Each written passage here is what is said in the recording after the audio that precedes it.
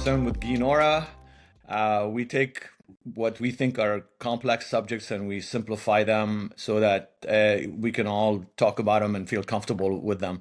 Today, I'm really happy to have with me Jill Manuel, who is a Peabody winning journalist as well as now turned consultant. And we're going to be discussing what I think is everybody's seeing all the time, the role of media, of news in the new media world. And Jill actually is an innovator in that space. As a venture capitalist, I always like innovators, people who catch things early because that's how we like to do things. And she recently had a piece in LinkedIn that went viral, and we're going to be discussing that and many other things. So, Jill, welcome to the show. Thank you for accommodating early morning on the West Coast. I happen to be in Spain, so I'm 9 hours ahead. And please uh, tell us about you, and then let's dive right into what you're working on and why it's very important. Well, Geith, first of all, thank you for inviting me on. And yeah, I'm drinking coffee. You're moving on to cocktails. So this Yeah. is a great space to be in. So I am, over 20-year veteran in the news space. I've worked in local and national news, and I was part of the launch of Fox News Channel in 1996. So I've been in some really interesting rooms and spaces. I've won Peabody's, DuPont's, National Murrow Awards, overall excellence for my stations. And so what I'm trying to do now is I'm trying to really help people understand, the need for journalism to survive. We need to innovate. It's amazing. I've been again in my line of work. Disruption is everywhere, so obviously the news is being disrupted. But if I can take you on a slight tangent, I know you've worked on some very interesting stories. Would you like to share any of them with us, or if you don't, that's also okay. I know some of them are pretty intense ones, but it's up to you. We can, you're the guest. You make the call. Well, first of all, I'll tell you about a story that I've been nominated for two Peabodys and won one. And the one we won for was for a story called Operation Deep Freeze about vets in McMurdo Station who were stationed there in the 50s that they all got cancer because of the nuclear radiation. And so here we are, we're a station in Cleveland, Ohio, and my investigator just started digging into this and discovered that there was a whole community of people that have been getting cancer. They're all getting sick. And so this story then evolved into hearings, in congressional hearings on the health insurance that these vets were not getting. They were naval veterans. So, that's really, I think, the power of journalism. It's that one phone call. It's that one journalist who decides to really dig deeper into something, and it changes lives. That's the true power of journalism, is to change people's lives. That I think it's a great introduction, and we want to go right into what you're seeing as the challenges for your profession, your area, and then how people should navigate it. And I'll have plenty of questions. I apologize, I'll be interrupting you here and there, but Oh, but no worries. from so I got exposed to journalism as a young, up until the age of 15, really reading French newspapers and most of the time. And it's very interesting. And again, I'm sorry, I don't want to talk too much here, but so I would read two newspapers growing up, even at the age of 13, 14 in France. I would read Le Figaro because I knew it was right wing, and I would read Le Nouvel Observateur because I knew they were the socialist voice. And I made up my mind based on these two. I come to the United States, and everybody expects you guys to be absolutely 100% neutral and not take sides. And to me, as somebody coming in, I was like, well, why? Let us decide as a consumer. This is ironic, somebody from Europe saying, let the consumer decide, but Right. that aside. Anyway, so what do you think of that? And then we could just go. Well, first of all, I mean, I think that you were in such a tumultuous time that information was gold. And so the fact that you wanted to hear what everyone was saying about the situation because, your story is remarkable and how it all evolved and so you had to be incredibly informed to navigate where you were. And I think that in America, Americans have to be informed and to an incredible degree. But I'll get to that later. So what I think is, I'll give you an example of the war in Gaza. So when October 7th, when this happened, I did a lot of, well, I was doing news on TikTok. So I was Jill the News Lady on TikTok. So I wanted to innovate in this platform, be on this platform. And what I saw that I was like, oh my God, there's not verified news on TikTok. I've got to fill that gap. So what I did, I talked about my sources. I told how I got my news. I put my links in the comments. And so what I tried to really help people understand is that for this story, you have to look at all these different sources in order to really understand what's happening. Because you've got Al Jazeera, you've got Haaretz, you've got the Jerusalem Post. You've got international outlets like CNN and the BBC, and you've got then people who are on the ground in the region. So this is an example of, I think that what you did is what everyone should be doing every single day, consuming different sources so that you can make your own decision because that's really, you've got to sift. There's a method called the SIFT method. And what that does is it allows you to understand how valid your source is.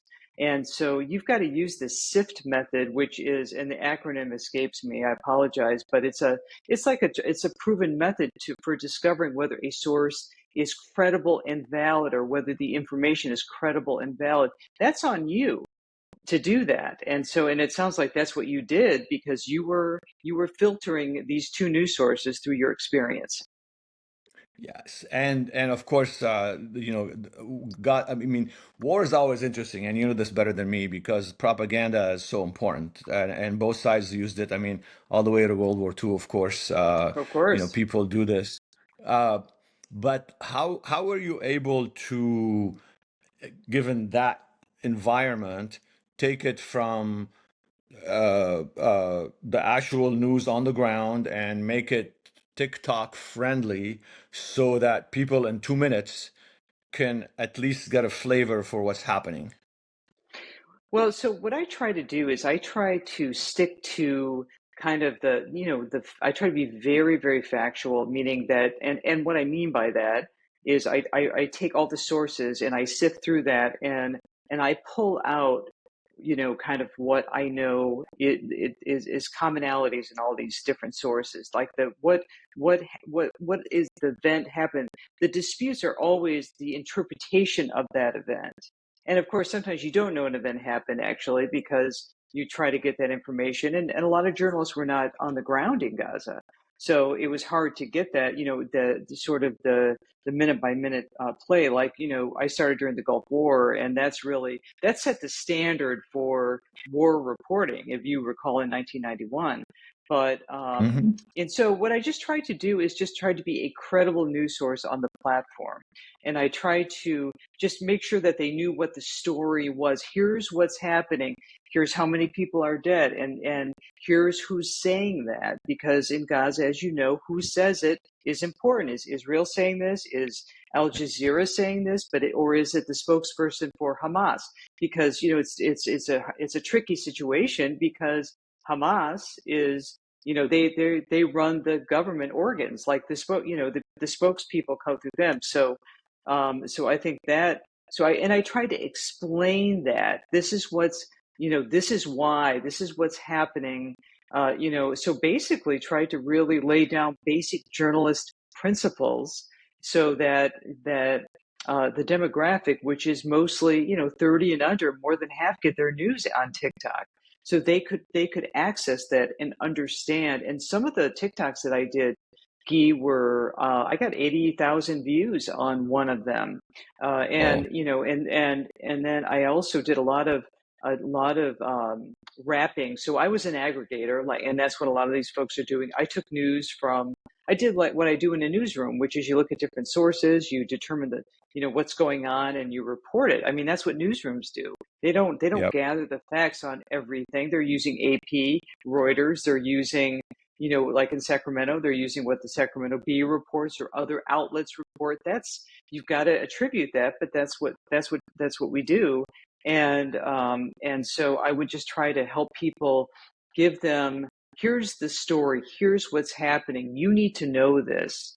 And actually I just misspoke, because that's the whole thing, is that legacy journalists, their whole thing is you need to know this, as opposed to, hey, this is pretty interesting, you should check it out. So I just put my legacy hat on for a moment, because that's really, I think, highlights the vast divide between what legacy media outlets are producing and what a ideal news experience for a Gen Z really wants. Okay. So to me, that's crucial Yes, because, as you say, it's not that, believe it or not, it's not Gen Z anymore. Someone like me, even, I do get most, when wars are happening, I'm getting my news, believe it or not, also from social media, because I can sure. just pick and choose. I know the sources, I know who's who, and I get information much faster than I would watching CNN actually, or Fox News.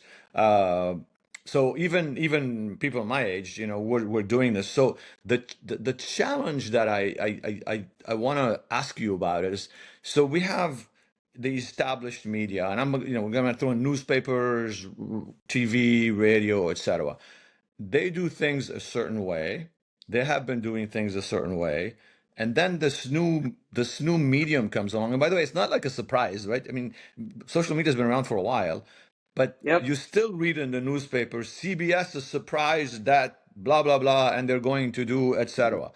So why is it that your X field, so I give you the exit here, why is it that what are they missing? Like, and why are they missing it? That's, I think, a question that goes to the heart of, the this big, issue that we have today. I'll call it, I don't know if it's a problem, because I see a lot of opportunity.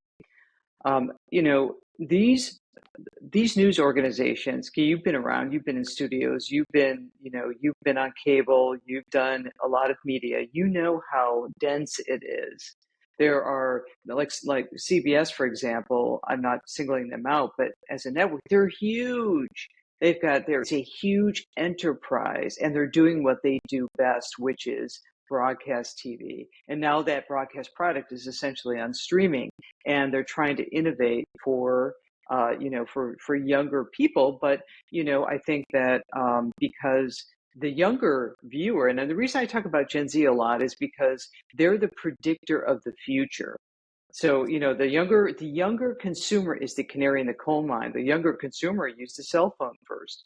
The younger consumer, so where goes, as goes the young consumer, the 30 and below, so goes us at a point in the future. So that's what they shouldn't have been surprised, and they should have been, they should have been innovating all along. And I always advocated for that in my newsrooms. I always wanted to innovate.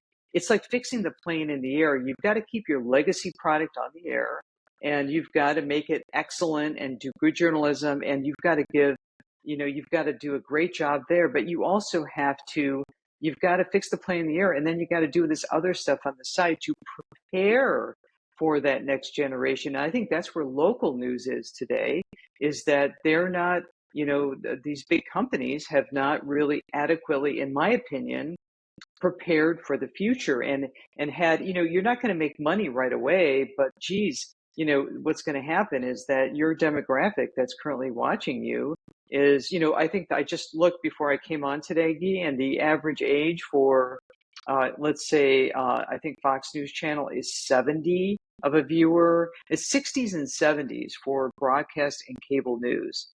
Okay, that's it. And so, but and what's happening now is that a younger generation is no longer going to come in and take the place. That's what used to happen. 10 years ago, even, it was still happening. You still saw a 30-year-old buy a house, and you get your car and your kid, and then, oh my God, I got to pay attention to what's going on in the world. That's not That, that's happening. that's my audience, right? That's exactly who I'm referring to. These are the layman people that, like you Yeah, say, that once they become responsible, they want to know a little bit sure, more about the world. right. So now, but But they're not gonna graduate to what you're saying is they're not gonna graduate to CBS, NBC, ABC News every night, Peter Jennings, Tom Brokaw, right, etc. that's That's right. not And gonna the happen. No, and I think the other big piece of this is the fact that you were talking about, you go right now to your trusted sources, right? When something happens, you want to know, you go to XYZ, you know where to go, you seek them out. That's not happening anymore. It's coming into your feed. It's not, so my daughter, who's 23, she is my chief consultant in all things, for because she is, she's smart. She is grew up in a household with me, a journalist, and she was my producer in my TikTok channel and helped me put my profile together, and she would approve my choices for news because I wanted to make sure that I wasn't choosing things as legacy Jill the news lady wasn't just this legacy journalist because you it goes back to your original question, and I'm sorry, I know I'm skipping around a lot. It's fine. These organizations are so big that it's so difficult for them to make the turn. Think about all like CBS, for example, all the resources and everything they've got tied up in doing what they do. Producers, high paid talent, sets, bureaus everywhere, news gathering apparatus. The equipment is expensive. The equipment is giant newsrooms. All this infrastructure supports legacy products. The Yes. infrastructure, the Yes. structures, structurally, it's so difficult to make the turn. I always say that it's like the Titanic. Remember what happened with the Titanic? The Sure. rudder is too small for them to make the turn in time. That's what's happening with legacy, I think. These organizations are they're huge, and and sure, they do quality journalism, there's no doubt about it, but I think that's part of the shift, is part of the inability to be nimble and to really to innovate in that space. And Yes. so, and then the other piece is culture. Culturally, I talk to people that work in the business now, and are still grinding away at building a better mousetrap on legacy, and they don't really see, what's happening in front of them. So I have a question about this. So, luckily, we're in America. We have a free market system. Follow the money. Are advertisers still working with the legacy people? Because that's how you're going to get their attention, Yeah, they correct? are, and they are sure they are, and that's really still the bread and butter of legacy is their broadcast product. Yeah. And I haven't seen numbers lately about what the ratio is of broadcast to digital, but there was a time not too long ago when your digital revenue at let's say a local TV station was probably 10%. And that number was so quick, so it just never really increased. Like, so, in 2008, that's really when the internet started kicking in at local TV stations. Facebook, the iPad happened, Facebook was happening. And that used to be really the gateway to local news was Facebook. And so for a long time, local news had a strategy to win Facebook because Facebook would refer people to your website and hopefully to your broadcast news product. And so we built all these strategies around how to get people from watching you on Facebook to watching your 11 p.m. news and watching your great content at 11 o'clock. Because it used to be all the sweep stories were always at 11 o'clock. But who stays up till 11 o'clock anymore? I mean, Yeah. not, so Yeah. that has, but so in 2008, I remember thinking, wow, I wonder how long it's going to take for digital ads to catch up to the legacy product, to your broadcast product? And the answer is, TV stations gave it away for free.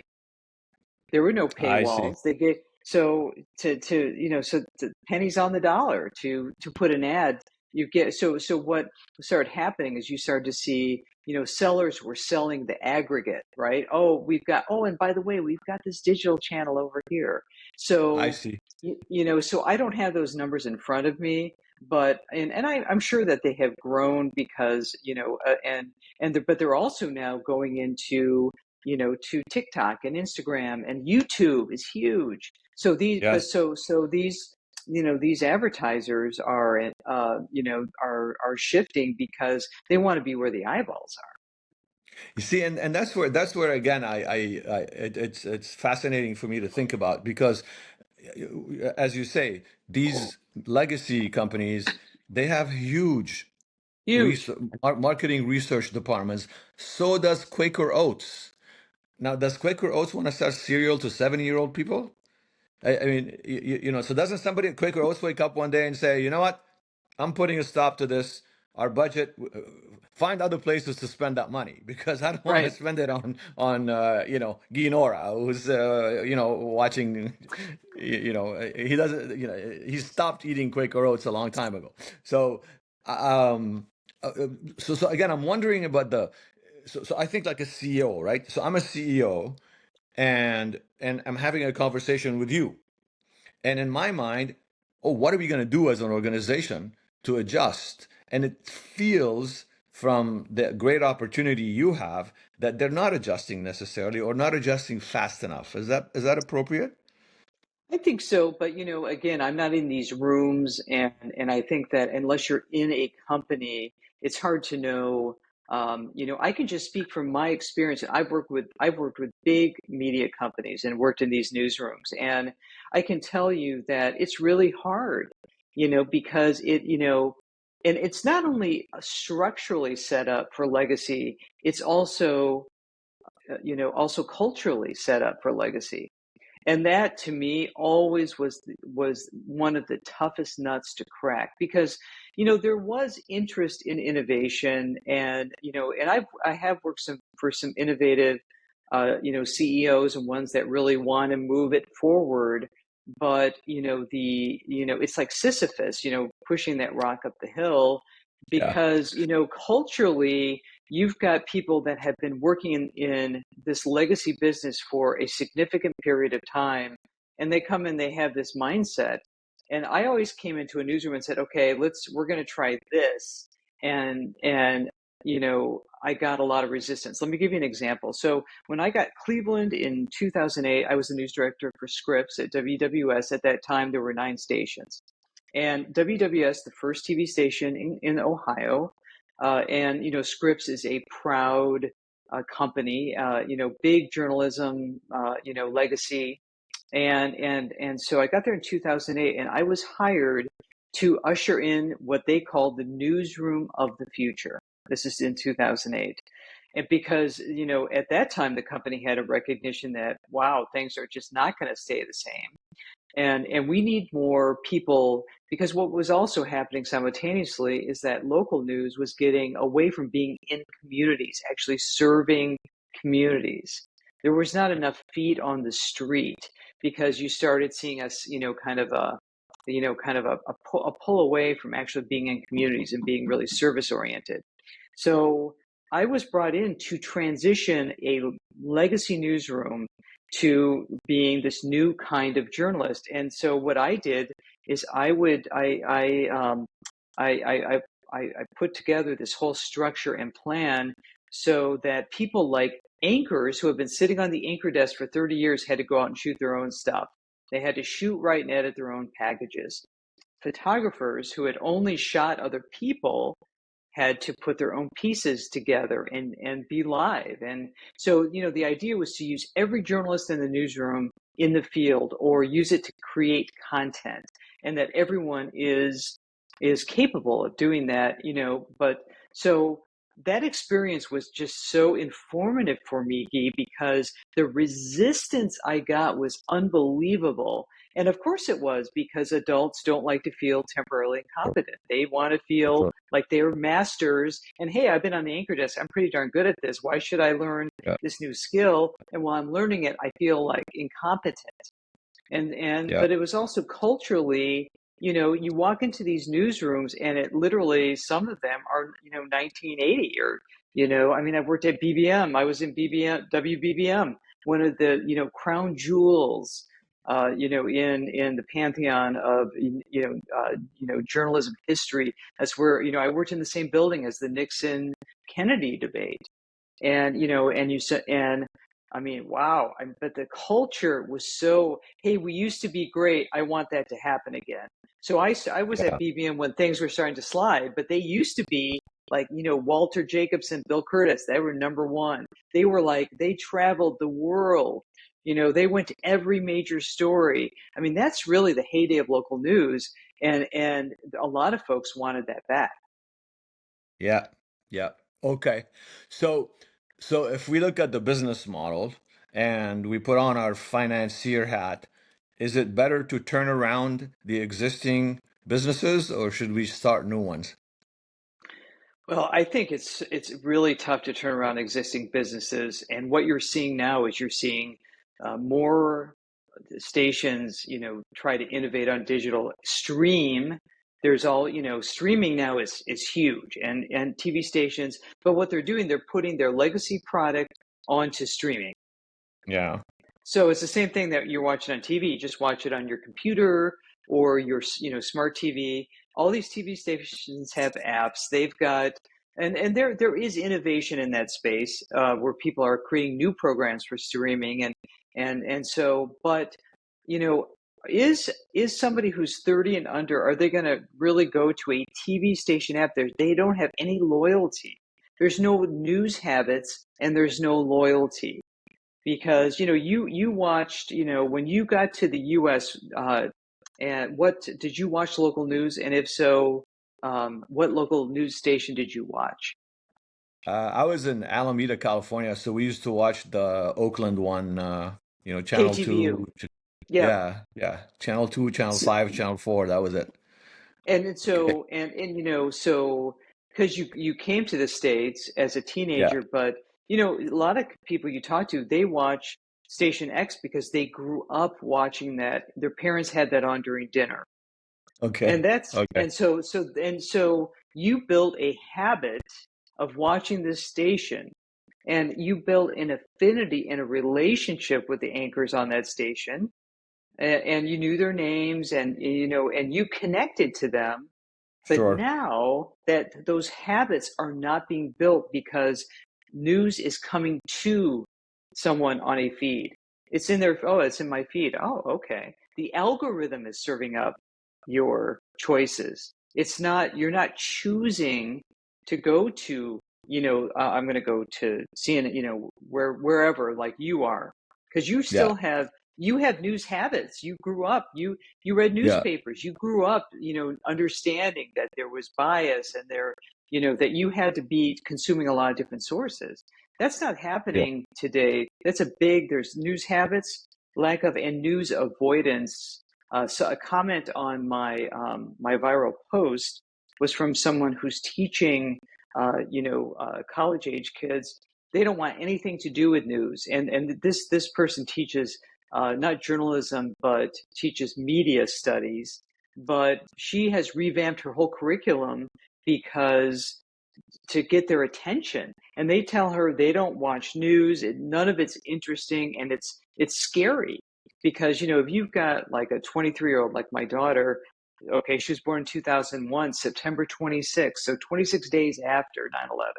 You've got the pandemic. You've got think about, Sure. when these kids, I mean, and you can, I'm sure that has informed you and who you are, is Sure. what, holding the gun at your, that ripe age of, was it 15, 14, 15-year old, you Yes, know, 15.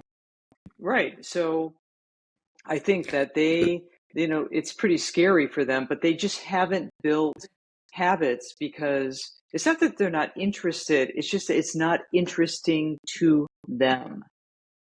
Yes. So tell us about this actual the actual post, how that played out, because I then want to conclude.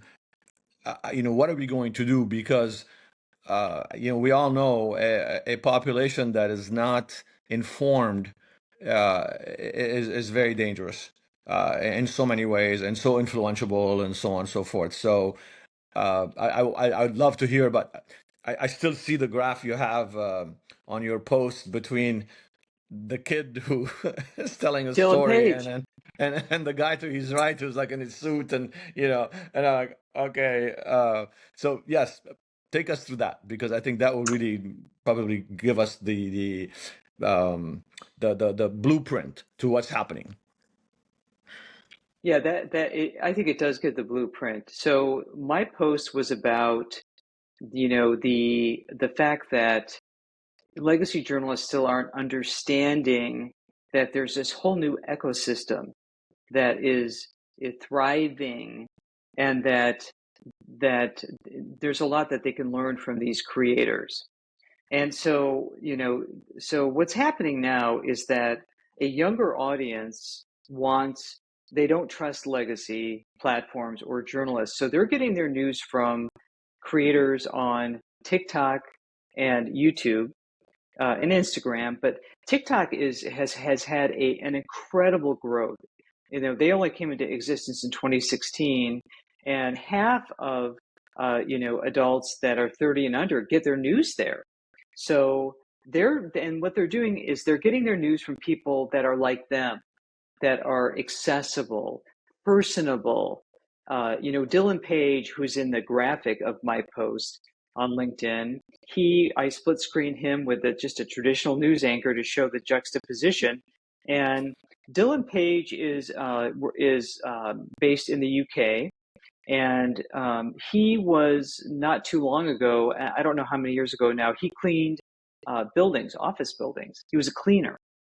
And then he began creating content as News Daddy on TikTok. And he now has, I think, 16 million followers. He's the biggest news brand on TikTok. For a while, he had the highest number of followers of any news brand, including any legacy outlet. And I believe the Daily Mail has caught up to him. But he was the number one news brand. And Dylan Page is not affiliated with a journalism an organization that does news, but he was invited to NATO. I believe that he was invited to the Trump White House as because they made space for creators there. Yeah. I think he also went to like the conventions, but so in the conventions that just happened, you saw that Democrats and Republicans made space for non-legacy outlets. And so, which, and we could talk more about the impact of these creators on the results, because, the Republicans Sure. did a great job of Yeah. harnessing, these big personalities like Joe Rogan and the Nelk Boys and Theo Von. But Yeah. so, so what I was trying to do is, contrasting these different styles, that it's the contrast of, legacy media has always held themselves aloof, so it's distance versus personalization. It's, relatability versus, kind of the typical anchor on the desk. So there are so many different contrasts, but the whole conversation, it was a wonderful conversation in the comments. And if you haven't had a chance to read those comments, there's I think over 200 now. Yeah. I saw What that. a wonderful conversation. We've got to have this conversation because some legacy folks really take umbrage with the fact that these creators are aggregating other people's work. And same with Aaron Parnas. Are you familiar with Aaron Parnas? Aaron is Lev Hmm. Parnas's son, and Yeah. he exploded, and he started on TikTok about the same time I did.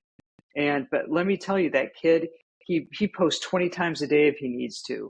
But now he's also migrated to Substack, And Substack, that a lot of journalists have gone to Substack. Jim Acosta, Terry Moran, and they are, and Aaron's on Substack. V. Spehar under the News Desk is another a very popular news and information brand on TikTok. And then she's got they have a lot of things that they're doing, but so, a lot of journalists will take umbrage with the fact that there's a lot of misinformation out there, and there's been a Pew study that just came out that talked about that's a big worry for people. Is that or no, it was a Reuters Institute study that people are worried about that. They're worried about the misinformation, that these creators aren't grounded in journalism, that they're not connected to organizations that do journalism.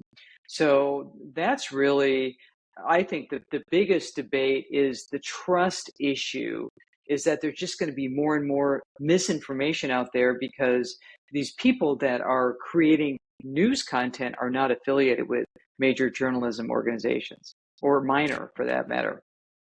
So to me, that's so crucial what you're saying, because uh, let's take politics, because everybody talks about politics.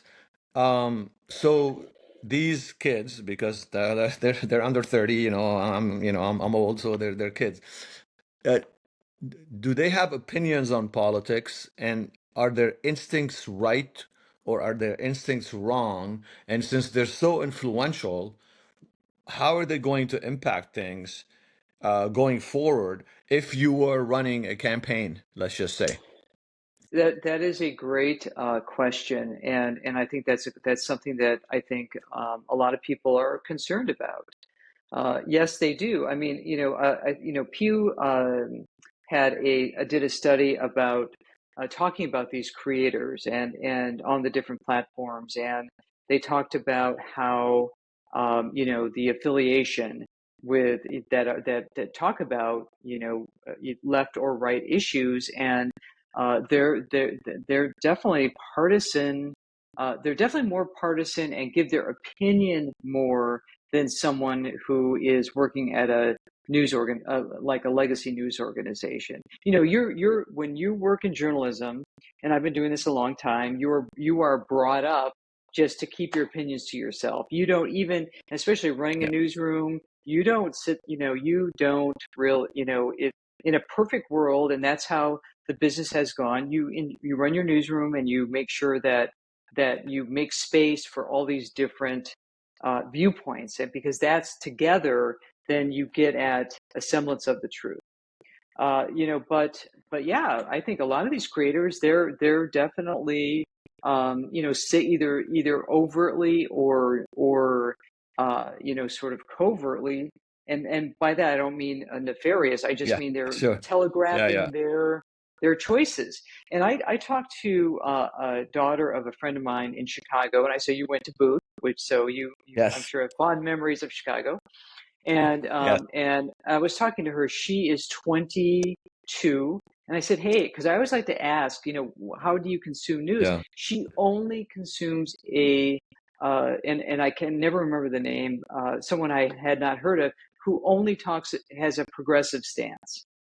That's the only news. So because she has no faith in legacy organizations. See, that's the whole thing, is that now what all the data is telling us is that under 30 has no trust. There's no trust. They're suspect of legacy offerings. And that's the other big point I'm trying to get across to my audience on LinkedIn.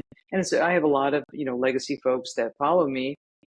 Is that it's not, if legacy media is losing trust with this audience, then what do you have? No wonder they're not following you. And so it's not just that you're on TV or whatever, they just don't have any trust. So you And Jill, couple this. why do you think that happened? Uh, I mean, I have reasons in my own mind, but why do you think it happened that legacy media lost the trust of young people? Because I think legacy media has not listened to audiences. I think that they're doing what they're always doing. And it's kind of like they're giving people their vegetables because they know they need their vegetables.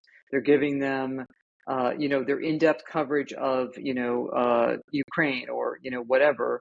And I read something yesterday that was written by these two Neiman fellows that they spent a year looking at news creators on TikTok and different platforms. And one of their researchers, she's 29, and she only did looked at legacy sources, her newspaper, she watched TV, and she really felt, she said that her quote was something like, when I read these articles, I'm only skimming, but when I'm watching these people on these platforms explain a complicated issue, I feel like a friend is telling me.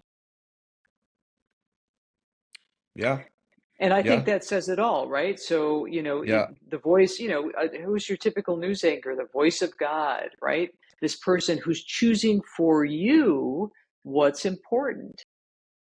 It's, yeah. it's what they think's important. So I do think the mentality that we know it, you sit back, we'll tell you. That's really, I think, what has happened, and that's why there's mistrust. And my daughter said to me 2 years ago when I started doing this, she goes, Mom, I don't want some guy in a tie telling me what I should know. And I thought, oh, Interesting. okay, then I guess, Uh, all right, so we're running out on time, but this is a fascinating thing for me. I could be here forever. Um, so here's the question I have. Um, if they don't trust a guy in a tie in the news, are they trusting a guy in a tie in the university? Are they trusting a guy in a tie? And but by a guy, this is generic, right? Woman and a, you know what I right, mean? Woman boss. gotcha. Are they gonna trust? Are they gonna trust anyone that's an adult in any situation? And if that's the case, do we have a different societal issue here, or is it just the news? Well, I think that's an excellent question, and I think the answer is, I mean, I haven't, I'm a big, as you can see, big data. I like data, but I think that, yeah, I mean, the trust survey from Gallup came out at the end of last year, and oh my gosh, and the differences between generations are so stark. And it's not just journalism, it's government institution, Congress, obviously, low trust there. What guys and gals wearing ties talk about, right? They don't go in there, Yeah. their t-shirts. And so, yeah, I mean, I think that I bet if you dug in, you would find that's true for other institutions. The voice of And authority, that person telling you everything. and that alone, if we go back to what you're doing, um, it's going to teach us something about how to communicate with them because we definitely need to communicate. They're the future. Our time, the Eagles song, "It's Your World Now." Right. Uh, it's their world now, and it's a complex world, and it's a dangerous world, and um, we want them to have. I mean, I guess to me, in a perfect world, they would do what I did, which is instead of using two different newspapers, they will listen to two different influencers and say, this person is saying this person is saying this on this particular issue. I now make up my mind. I mean, that's probably the best we can hope for. Yeah, and but I think the big thing that I keep going back to, Guy, is this, that they're getting their content served up to them by an algorithm. So that means that they're, whatever they're seeing, they just don't have the habits to seek out. And like what my daughter tells me is, if it's interesting, she'll dig deeper. Then, and she's got habits because I taught her to have habits. Sure. But I think that is a big Yeah. thing. So it's just whatever you're getting served up, and so that's really, I think, where the challenge lies. Well, that's the echo chamber that worries me.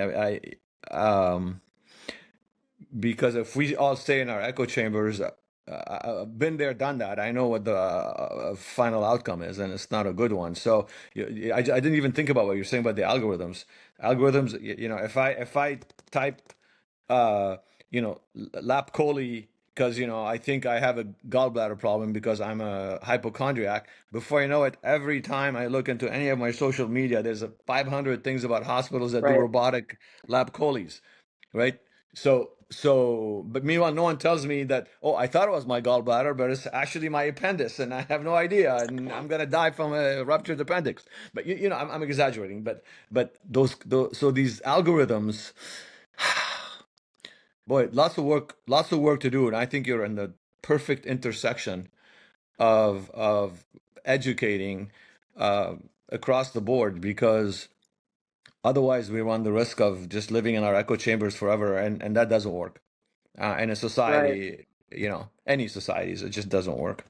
It's just so. What would be your last words of wisdom to us? And I definitely want to have one-on-ones. Have coffee with you in a different, more relaxed outcome. But what do we tell? I want to give my listeners hope that it's just because it's moving in a certain direction now, it doesn't have to be like this forever. And we are going Right. to, you know, our kids are going to trust us again one day and care that what we think, and we're going to be able to guide them, because by definition, societies work best when we respect our elders and our elders let us do, our things. So what I would would what say, would be your words of hope? I have a lot of optimism and hope that in the future there are a lot of really smart people working in this space, and I think that I believe in my heart, Guy, that there is the perfect melding of what younger consumers are looking for and are already consuming, and the values and ethics of legacy. And so I just think that there are a lot of really great people and smart people and innovative people that are working toward that. But that has to involve listening to what people are telling you about what they want. And I think that's something I don't think Legacy has done a great job of, is listening to their audience. Yeah, to me, again, the challenge here is, what do they want? Because your business, your career, what you do, you have to report about what happened in Gaza. They might not want to hear about what's happening in Gaza, but they have to know, because the implications are huge in so many different ways. And then, no one has heard about what's going on in the Congo and Sudan and so on. They probably don't want to hear that. They don't want to hear that, interest rates and so on. But they have to, because how do they otherwise become members, functioning members of a society, any society, or a world? Forget the society, just Well, world. I think what's going on is, I'll give an example of the immigration situation in Southern California. I think my daughter told me she knows everything about it because she's watching people on the ground who are in the crowd and who are actively participating. The same with, with Gaza and with, these different. So I think that that's what's appealing, is sort of that immediacy and connecting to the person who's actually on the ground. So I think that there is interest, and I think, but I think we have to figure out how to give everyone what they're looking for, and informing them. So that's really, I think, the secret sauce, because we have to have an Yeah, informed citizenry, but just how people are consuming. So it's basically the delivery method is the key. It's now platforms. It's not how people are getting it is the key to all of this. Platforms have won. It's platforms, and so it's not. And you might have a quality story, but if it's on, a local TV station that is not being watched, then people aren't going to see that. And so see, that's really where this all comes together, is there has to be, yes, of course we all want quality, but you also want immediacy. And these creators, they just wear whatever they have on. It's not this yeah, real studied, kind of a thing. It's like, it's not, oh, hair and makeup, and I'm going to sit in the studio So I just think we have to evolve, and we've got to allow people to come into the space. Like I've advocated, for example, local stations to hire TikTokers to do like a 25-year-old. That's your next hire should be someone that does that. So, but there's got to be an open-mindedness and culturally, like a culture in the newsroom that supports innovation. Innovation really is where I think the rubber meets the road.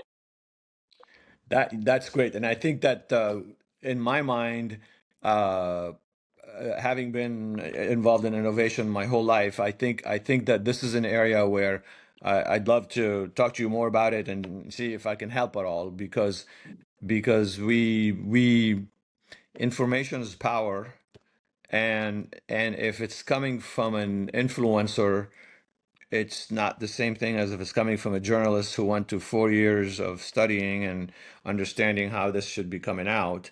And gosh, I mean, I think you saw, and I mean, to me, this is what one of the things that does worry me. I think something like what 60%, 65% of under 30 years old think that socialism is okay. Now, when I went to school, I studied all the systems, and they told us about what system was, and I thought I kind of like this one here because I can go open a donut shop and become successful, then open 10 donut shops. Right. uh, I don't think they get taught this anymore. Now they just go, yeah, so socialism sounds like a good idea, right? Everybody, we are the world, let's just. So these kind of things are the kind of things that we need to start teaching, because we don't want to repeat history. We want to learn from history. So hopefully these are the kind of things that we can help balance what's happening out there. And again, I definitely want to help what you're doing and your mission, because I think what you're doing, you're ahead of the game. You're ahead of the game. And the beautiful thing about our system is if you're ahead of the game and you establish something, you also get handsomely rewarded, and you have an impact. And that's really what it's all about. So It is. good luck in the mission, and Thank you. anything I could do to help, and I'll make sure we get our audience to pay attention and understand what you're doing, and talk to their children, or actually some of them are in their 30s, they're beginning to understand what's happening in the world and actually think about it on their own, about how to consume information, and especially when there are things that are really important. But I just want to just one last thing to think about, though. Just younger generation, the Gen Z, they are interested, and so I think that I need to state that, because it's not that, oh my God, all this generation wants to do is be on TikTok and watch the people that eat things, and have you seen those, the mukbangers? It's kind of The crazy, dance, all but the yeah. dancing. But I think that would be a mistake to just assume that there's, oh, they don't want that. And I think in some ways maybe that's what's happening, is that the generation's being written off. But think about how they grew up. They grew up on phones, and so it everything is different. How in school, I mean, phones changed everything. Social media changed everything. So we just need to kind of, really understand what we're dealing with so we can innovate and make the world a better place. That's what it's all about, right, Guy? Absolutely. And um it also creates opportunities for people to fill those gaps. And I think that's what excites me, which is that you have a whole market that's ready to be educated and grown, and in the same process, you everybody wins. And that's what we're just trying to get done here. So that's good. Well, thank you so much for being with us, and sorry about the early time, but it's a pleasure, Oh, no and I'm sure worries. we'll I was talk already again. up. Thank Thanks, you Phil. for Okay. having me. Okay. Bye bye. Thanks.